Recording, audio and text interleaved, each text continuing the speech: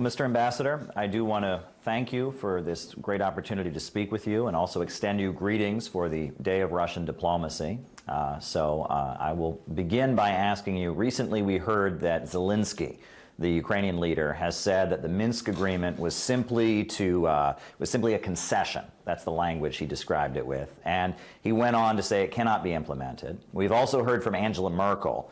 She has said that it was simply a tactic to buy time for the Ukrainian army. So my question is, does that change the possibility of future negotiations, and on what terms would Russia be willing to engage in such talks? First of all, thank you very much for your congratulations. Indeed, this day means for us. This is a day remembering the traditions of the Russian, Soviet and Russian diplomacy. And we have a lot to remember. On what you asked me, I think you already gave an answer, partly at least. Indeed, we heard these recent statements by Zelensky, by Angela Merkel, by Hollande, and by Poroshenko himself, which simply betrayed, they actually confessed that Minsk agreements were a hoax to buy time for Ukraine.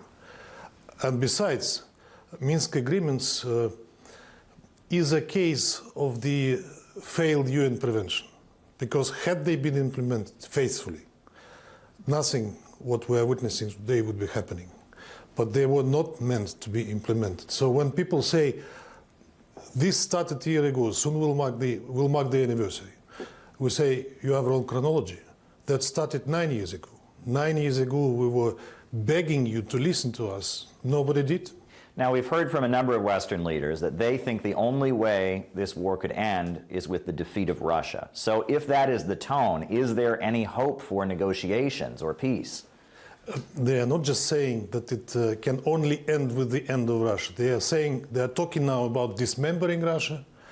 They are talking about destroying Russia. They are talking. Some of the officials, high-level officials, are talking about the Russian leadership, whether it should be where it is now. Some statements go beyond not just simply diplomacy, but civilized communication. On a possibility of negotiations, our position is very clear. We stated it numerous times. We stated the goals of our special military operation, what it is aimed for. We were ready and still are ready for serious negotiations, which were interrupted, stopped by Ukrainians, of course on the order from their masters and sponsors in April last year. Besides, there are numerous statements by the Ukrainian high-level officials on how they see a possibility of negotiating with Russia. Besides, there is a law, a decree that was signed by President Zelensky himself, where he prohibited himself to deal with the current Russian leadership.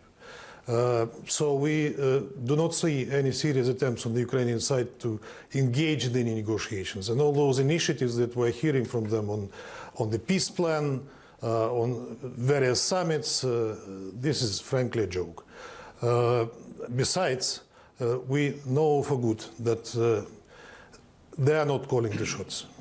Those who can enforce them for serious negotiations, they live in this country, somewhere in Europe, on one of the isles across the English Channel. If they are willing to do so, they will engage. But we don't see any willingness on the part of the sponsors of Kiev to go to negotiations with Russia and do it seriously.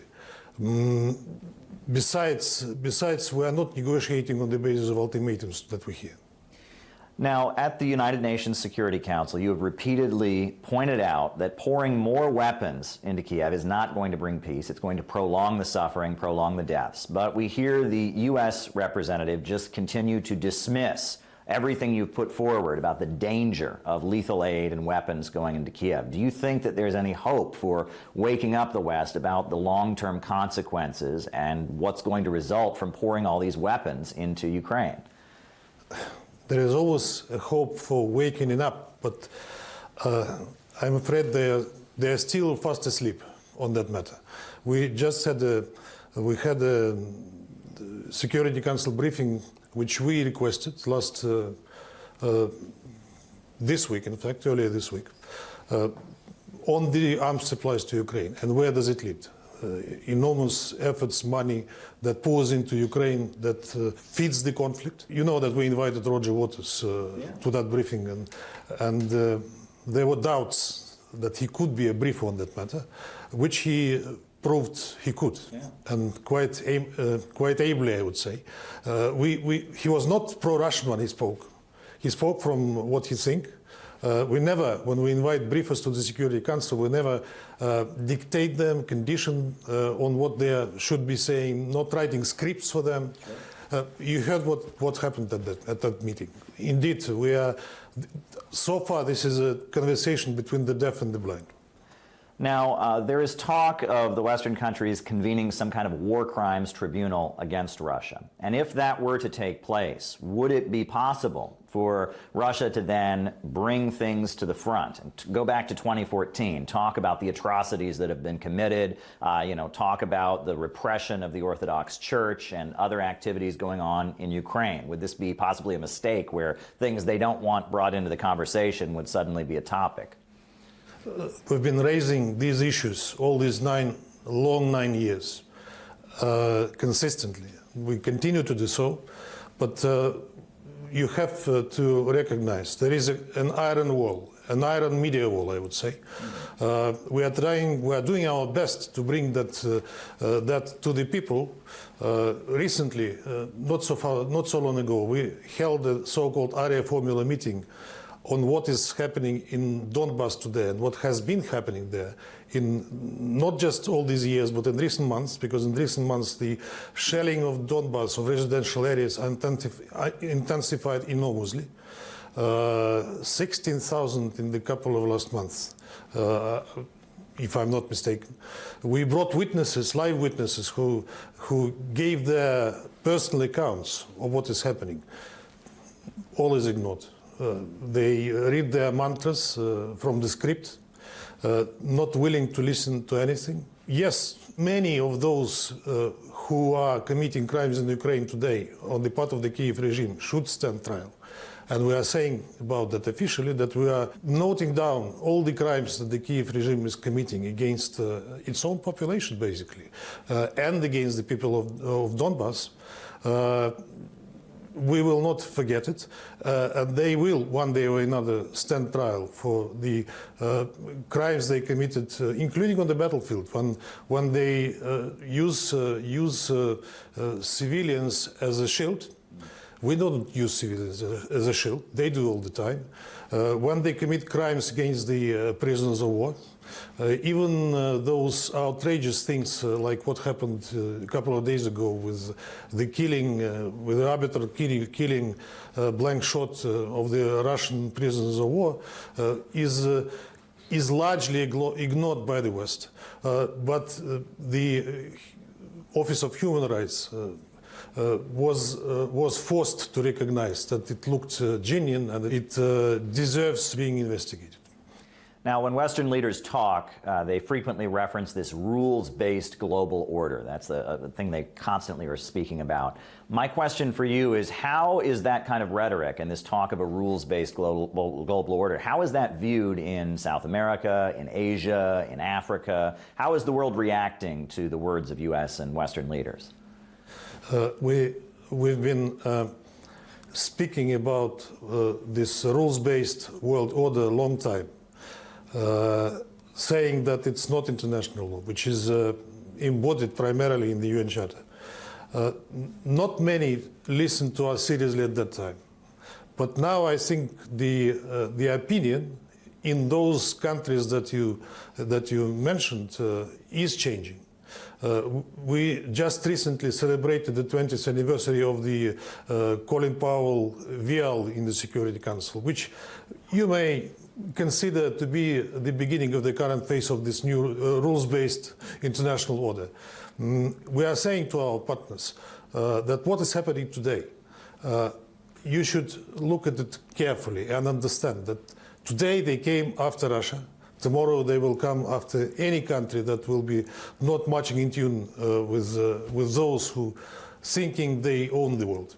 And let me follow up by asking, what do you see the role of Russia being in a multipolar world that is emerging? Look, the world is much bigger than the so-called collective West. The world is Africa, the world is Greater Eurasia, the world is Latin America, and indeed the world is becoming more multipolar and multipolar. Perhaps it becomes less and less multilateral on the part of at least a certain group of countries. But the role of Russia, you will never erase Russia from the world map, whether somebody likes it or not. Russia will be always a major player in the world politics. Okay. Now let me ask about the UN Security Council itself. How do you assess the work that they've been doing? I know there have been calls for reforming the UN Security Council and the representation on it. Where does Russia stand on all of this? We are not objecting the reform of the Security Council. That process goes a long time, more than 20 years, and that is not the problem of Russia or anybody else blocking it. There are such grave contradictions between the positions of groups of countries and of individual countries that we cannot achieve anything that could be construed as consensus sometime shortly, so to say. But we are saying that we recognize that the world today and the Security Council does not represent fully the world today that has changed since the time when the Security Council was established. We say that such regions as especially Africa, Asia and Latin America are underrepresented there, and that should be rectified. We do not see any added value in adding to the Security Council, especially as permanent members, of the countries of the so-called collective West, because we have enough of them already. And we don't think that they will contribute to the work of the Security Council anyhow differently from what we are seeing today. But again, I say the process, the so-called intergovernmental negotiations on the Security Council reform are going on in the General Assembly. But so far we are not somewhere where we can say we can achieve agreement on this reform in the nearest future. Now, earlier in our conversation, you referenced that horrendous video of the execution of prisoners of war, and it's now verified. It's authentic. This crime was committed. What will it take for Western media to kind of start acknowledging the horrible things that Kiev is doing? Do you see any possibility of widespread acknowledgement of these atrocities? I mean, is Western media just not going to acknowledge these realities?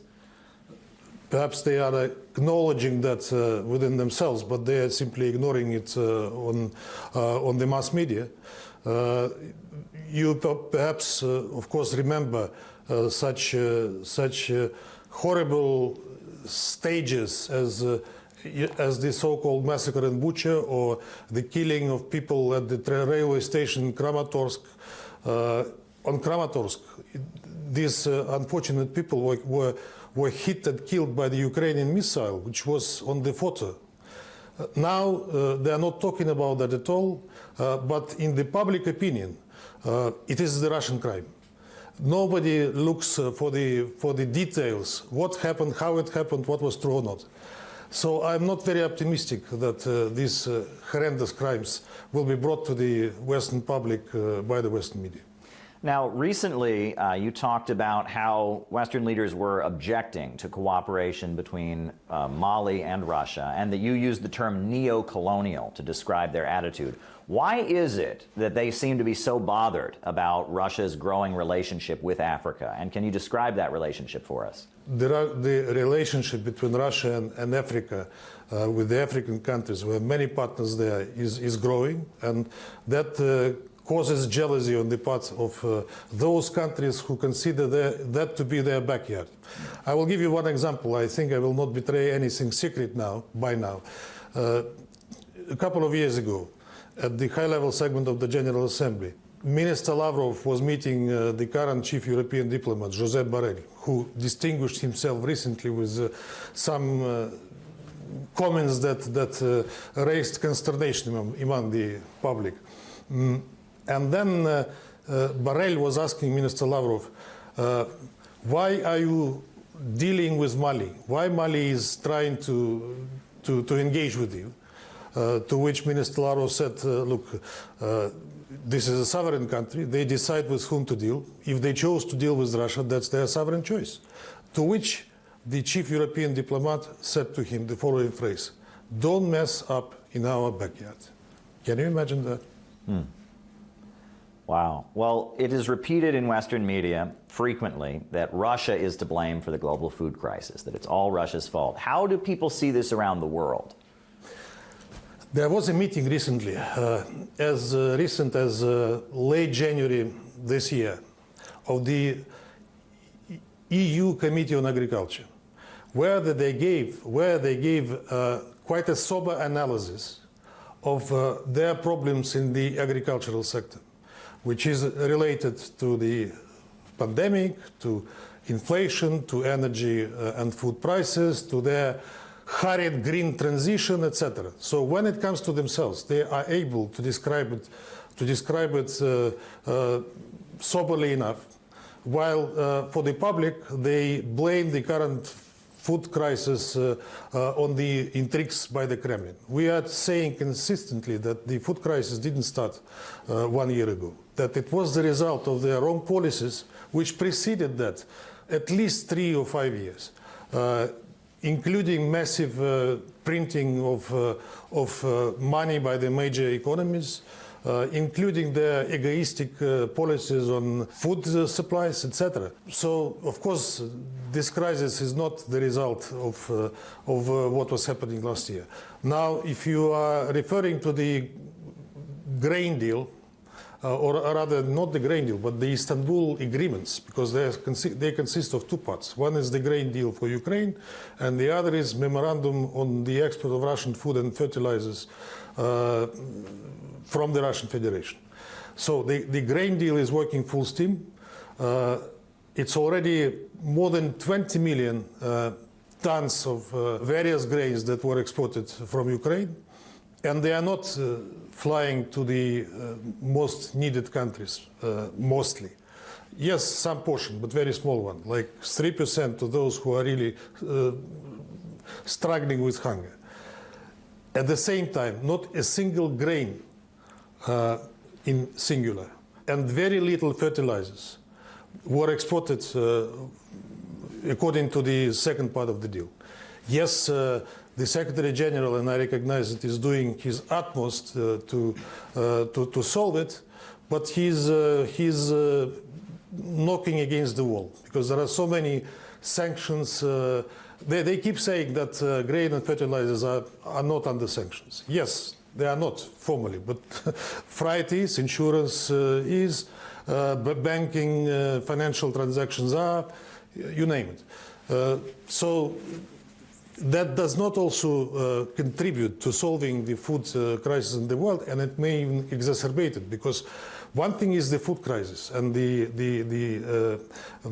food itself. The other thing is the future harvest, which depends a lot on the fertilizers. And fertilizers are Russian fertilizers, which are paramount for the future agricultural production. Right, and I believe Russia at this point is being blocked from sending fertilizer to Syria. And I was wondering if this is actually being addressed at the United Nations. It's not that Russia was blocked from sending fertilizers to Syria. It is that operators are not willing to do so because these fertilizers are considered dual usage products, which come under this infamous Caesar Act by the United States. Yes, I addressed the Secretary General and asked him to help solve that problem, because Syrians need it badly, especially now in these tragic times that they are living through. But so far, no, they have not been shipped there.